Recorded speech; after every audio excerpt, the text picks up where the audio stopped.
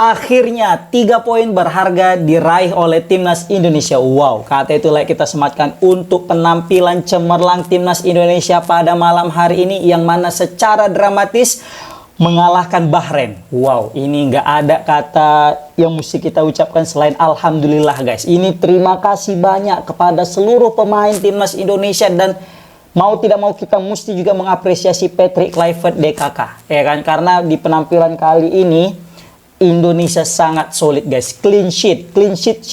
Wah, ini semakin membuka peluang timnas Indonesia untuk lolos ke fase selanjutnya round 4. Mungkin kalau langsung ke Piala Dunia otomatis kayaknya sulit karena kebetulan Australia menang, tapi ingat tidak ada kata yang tidak mungkin. Tapi kalau misalnya pun Indonesia menang lawan China, kalau Jepang nggak bisa, tapi wajib Indonesia menang Jepang juga. Tapi kayaknya bisa aja karena kebetulan Jepang tadi waktu main lawan Australia kayaknya lawan Arab Saudi kayaknya nggak jago-jago banget gitu kan. Kayaknya masih ada peluang, oke?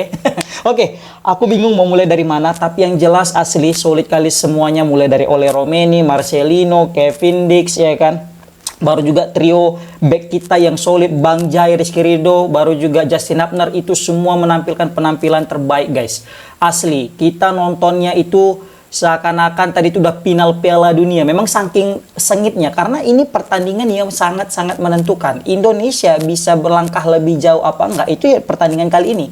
Nah, dengan kemenangan atas Bahrain ini, maka seumpama nanti di akhir klasmen ya, ketika sudah melakoni seluruh laga dan poin Indonesia dengan Bahrain itu sama, ya kan? Maka timnas Indonesia yang berhak lolos ke fase selanjutnya. Kenapa? Karena Indonesia menang head to head kepada Bahrain. Karena main di kandang Bahrain kita 2 sama dan 1-0 ini jadi kita unggul head to head gitu. Dan ini sekaligus membalaskan dendam kita kepada Bahrain yang di pertandingan sebelumnya, ya, ketika bermain di kandang mereka, kita asli mengalami yang namanya apa ya, kesakitan yang luar biasa. Mood kita langsung hilang soalnya pada malam saat itu. Karena apa? Kemenangan yang sudah mata harus sirna. Nah, kali ini asli aku juga cenak-cenut juga. Kalian juga apa nggak dari cenak-cenut nggak jantungnya pas udah menit 97 belum ditiup pelitnya 96 97 gitu kan.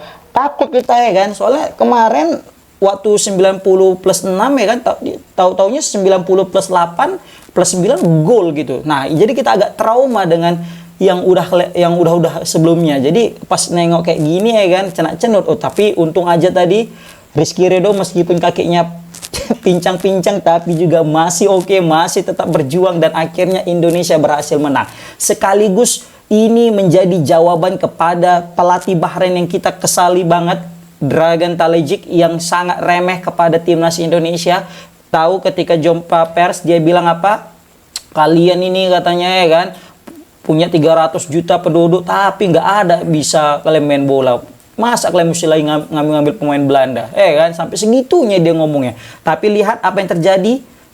Kita membuktikan ya guys. Kombinasi antara Marcelino dan Ole Romeni betul-betul duo combo Oxford ini salut lah kita. Dan ini juga sekaligus menampar balik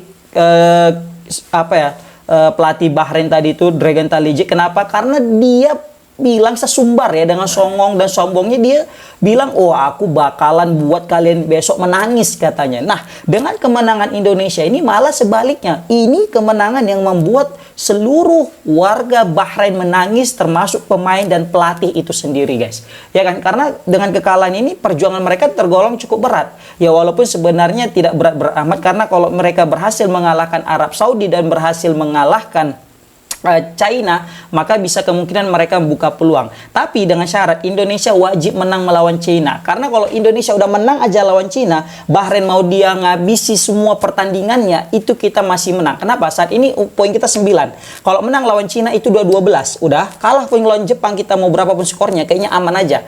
Kalaupun nanti Bahrain menang lawan China dengan lawan Arab Saudi, udah fix. Tunggu, lawan Arab Saudi atau lawan apa gitu? China lama lawan apa satu lagi Bahrain ya? Ya kan Arab Saudi kayaknya kan. Tunggu. Lupa pula aku, Cina lawan apa gitu satu lagi. Pokoknya Bahrain masih ada 2 lagi, Bahrain sama Cina ya, lawan Cina. Nah, kalaupun mereka nanti itu ke apa ya? Maksudnya kalau misalnya menang pun dia 2-2, menang lawan Bahrain, menang lawan Cina dan menang lawan Arab Saudi, tetap Indonesia yang lolos, guys. Kenapa? Karena kita unggul head to head kepada mereka. Oke, itu kita berbicara tentang secara umum. Kita sekarang berbicara secara man to man, ya kan? Pemain antar pemain. Oke, kita mulai dari kiper. Alhamdulillah kiper kita saat ini Martin Pas, tapi kena kartu kuning dia tadi. Jadi di pertandingan melawan Cina nanti kayaknya langsung Emil yang akan debut, guys. Jadi begitu juga kita lihat dari penampilan si Martin Pas juga tidak terlalu buruk, karena memang kebetulan nggak ada shot on target ya yang dilesakan oleh Bahrain. Bahkan itu bukan shot, bisa kita bilang semacam ada kemelut, bola melenceng ke atas, dan untung aja di situ ada Rizky Ridho yang langsung menyapu, guys. Kalau enggak di awal-awal babak kedua tadi itu skor udah 1-1, tapi Rizky Ridho lagi-lagi membuktikan kelasnya, guys. Oke, kita masuk ke trio back kita ini. Nah, trio back ini betul-betul menggila, guys. Kalau bisa di pertandingan melawan China, begitupun melawan Jepang, kayaknya wajib 3 back ini bermain, guys. Karena apa? Solid kali. Di sisi kiri ada Justin Hubner. Tadi aku sebenarnya kebut-kebut juga nih Justin Hubner, yang kesannya tadi tuh sangat brutal ya kan. Hampir aja karena kalau dia telat-telat dikit ya, menyapu-nyapu bola itu bisa kena kartu merah potensial gitu kan. Tapi untung aja dia kayaknya lebih bisa menahan diri, apalagi tadi sempat ngebody kipernya. Puas sekali aku nengoknya, serius. Karena kiper tadi tuh ngeselin, kiper Bahrain ini kan. Banyak aja kuneknya. Tapi Justin Hubner betul-betul matang banget. Kayaknya dia udah belajar dari pengalaman sebelumnya ketika menghadapi Arab Saudi yang dia kartu merah. Kayaknya dia nggak mau terpancing untuk yang kedua kalinya. Begitu juga dengan Bang Ijaz. Wah, Bang Jai itu betul-betul solid menjadi sentral pertahanan yang sangat-sangat tenang yang di lini pertahanan. Bahkan tadi bisa kita lihat bagaimana ketika nggak ada Rizky Ridho, dia juga sempat manggil-manggil kawan yang lain untuk merapat karena nggak ada Rizky Ridho. Dan juga Rizky Ridho asli. Kalau bisa, aku kayaknya man of the match-nya itu Rizky Ridho. Meskipun oleh Romania mencetak gol, tapi entah kenapa itu Rizky Ridho layak untuk menjadi man of the match. Bisa kita lihat berapa kali clearance, save yang dia buat. Atrenya satu sama kalau nggak ada dia kan, sundulan dia. Baru juga tengok bagaimana di beberapa kali dia memotong umpan-umpan crossing, memotong serangan lawan, bahkan dia yang ngebaca. Dia itu kayak perannya bukan lagi udah center back lagi tadi. Dia karena saking pintarnya ngebaca permainan, sering sekali maju ke posisinya si Pelupesi untuk mengcover juga, karena nggak ada Tom Hai kan. Dia tuh sering kali motong-motong serangan lawan sebelum masuk ke kotak penalti, guys. Maka dari itu kalau aku pribadi, Rizky Ridho layak untuk menjadi man of the match. Menurut kalian komen di kolom komentar, guys, siapa yang layak menjadi man of the match di pertandingan kali ini. Nah, untuk lini tengah sendiri, waduh, ini asli. Inilah seharusnya duet yang selama ini bisa kita turunkan, guys. Antara Tom Hai dengan Pelupesi. Ini duet maut lini tengah kayak Casemiro dengan Luka Modric, guys.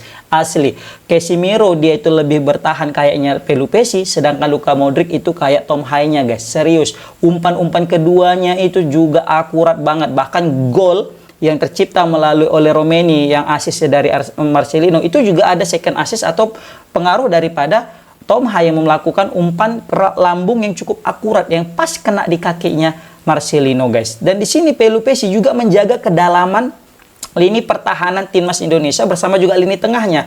Kita tahu posisi ini sebelumnya diisi oleh Nathan Choaon. Nah, ketika Nathan Choaon diplot menjadi posisi ini, dia bukannya untuk menopang Tom Hai di lini tengah, dia malah ikut maju juga jadi striker, ya kan, mau ikut bantu serangan.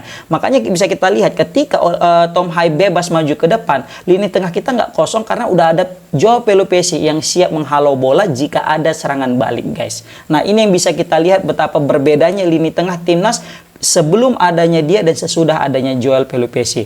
Dan di sini kita juga patut mengapresiasi Kelvin Verdong yang mati-matian bersama dengan Kevin Dix. Tadi Kevin Dix banyak kali sebenarnya peluang, aku garuk-garuk kepala juga nih Kevin Dix. Kontrol bolanya juga belepotan, apa mungkin karena faktor lapangan dan cuaca ya. Mungkin jadi kayak dia tuh kayak ya butuh adaptasi lagi kayaknya dengan Stadion Gelora Bung Karno, karena banyak kali tadi peluang yang seharusnya dia maksimalkan tapi masih lewat. Tapi meskipun demikian, dialah satu-satunya pemain yang sangat rapi ketika membangun serangan dan ketika membantu pertahanan. Bisa kita lihat dari sisi kanan, kita itu sulit untuk diterobos oleh pemain Bahrain. Kenapa? Karena ada hadirnya Kevin Dix yang mengcover dengan Rizky Ridho, guys.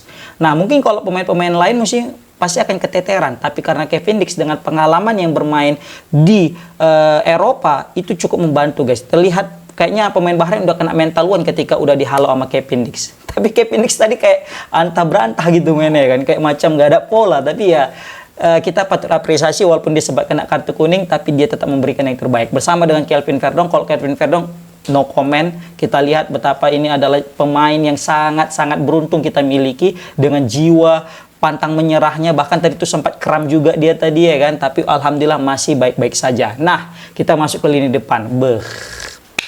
Ole Romeni, Marcelino, ini duet Oxford yang luar biasa guys. Ole Romeni, no Ole no party, ini betul-betul guys, bukan Ole Gunnar Solskjaer ya, pelatih MU dulu, enggak. Ini betul-betul Ole Romeni memanfaatkan umpan daripada Marcelino. Cakep banget, ibarat kayak main PS ya kan, tep segitiga. Dapat misalnya tadi Marcelino umpan ke Ole Romeni, udah petak doang, gol. Bahkan tadi hampir 2 kali tuh. Ya kan, andai saja Marcelino bisa memanfaatkan peluang itu ngoper atau nge-shoot, tapi sayangkali pas dia milih nge-shoot itu terbang ke atas bolanya ya kan. Padahal kalau dia oper tadi itu ke Ole Romeni, ini dua jadi kayak pasangan emas Tsubasa Ozora dan Taro Misaki ya kan. Dan di sini juga Orat Mangun meskipun dia belum perform secara maksimal karena mungkin baru main ya, karena di pertandingan sebelumnya akumulasi, tapi penampilan dia cukup baik karena dialah aktor di balik peluang kedua kita yang hampir saja mencetak gol Marcelino. Ya kan, dengan pandangan jelinya dia memberikan umpan bukan ke Ole Romeni, tapi dia ngasih umpannya ke siapa? Ke Marcelino. Tapi Marcelino gagal mengkonversi menjadi sebuah gol. Dan satu yang mesti kalian ingat guys, pertandingan kali ini selain daripada memang Rizky Ridho yang keren, pemain lokal kita, Kambuaya. Serius, Ricky Kambuaya. Ini kenapa betul-betul membahana guys, cetar membahana. Dia sebagai pembeda di pertandingan kali ini asli, bahkan dia hampir mencatatkan assist. Andai saja Eleanor Renders nggak sama kayak dengan Marcelino, sama pula tadi sama-sama ke atas, padahal udah kosong, nggak ada yang jaga ya kan, tapi nggak masalah. Tapi kalau ini nggak segera dievaluasi ini bahaya, karena kalau tadi Bahrain sempat mencetak gol 1-1, pasti siapa yang jadi bulan-bulanan? Iya betul, Eleanor Renders dengan Marcelino, tapi untung aja kita menang dan clean sheet, nggak jadi gol. Kalau aman lah mereka, kalau nggak waduh wassalam, tau lah ganasnya netizen Indonesia kan. Nah di sini Ricky Kambuaya betul-betul menunjukkan kelasnya, meskipun bermain di Liga 1, tidak bermain di Eropa, tapi ketenangan dia bisa diadu dengan pemain-pemain yang berkarir di Eropa guys. Serius, bisa. Kalian sepakat nggak dengan aku? Kalau sepakat komen di kolom komentar ya kan. Di sini juga aku sangat senang dengan pergantian pemain yang dilakukan Patrick Kluivert dan juga Alex Pastoor. Ini memasukkan pemain-pemain ini secara bertahap ya, walaupun sempat blunder juga aku rasa. Kenapa? Karena semua stok pemain udah dihabiskan. Dan terakhir ketika ada yang udah bahaya ya, dalam artian cedera parah ya, terakhir nggak bisa main, jadi 10 pemain hampir aja kan. Rizky Ridho, baru juga Ricky Kambuaya, hampir 9 pemain kita tadi, kalau nggak wassalam. Begitu juga tadi Ivar Jenner juga bagus menggantikan peran daripada Tom Hai, karena kita fokus ke lini tengah biar tetap ketat, karena kelihatan banget Tom Hai udah kelelahan, capek banget di 2 pertandingan selalu main mati-matian. Ramadan Sananta ya cukup ngakak kita tadi nengok dia sempat melakukan adu sprint dan apa, tapi ya nggak masalah ya. Baru juga Sandy Walsh juga perannya menggantikan seorang Kevin Dix di bek kanan, alhamdulillah juga bagus. Untung aja dia cepat sembuh dari cedera, kalau nggak waduh bahaya juga lini pertahanan kita guys. Nah overall ini menjadi kemenangan yang cukup indah bagi timnas Indonesia karena bisa membuka lebar peluang Indonesia untuk bermain di Piala Dunia. Tinggal menyisakan lawan Cina aja. Menang aja lawan Cina, fix kita berada di peringkat 3 atau peringkat 4 guys. Kalau misalnya nggak menang lawan Cina, waduh itu menjadi alamat bahaya. Oke, komen di kolom komentar guys, gimana pendapat kalian tentang kemenangan sensasional Indonesia yang jelas-jelas langsung menampar kan teguran songongnya pelatih Bahrain Dragan Talejik, tentang yang bilang bahwasanya kita menangis di hari ini. Ternyata kita bersenang dan mereka menangis. Assalamualaikum warahmatullahi wabarakatuh.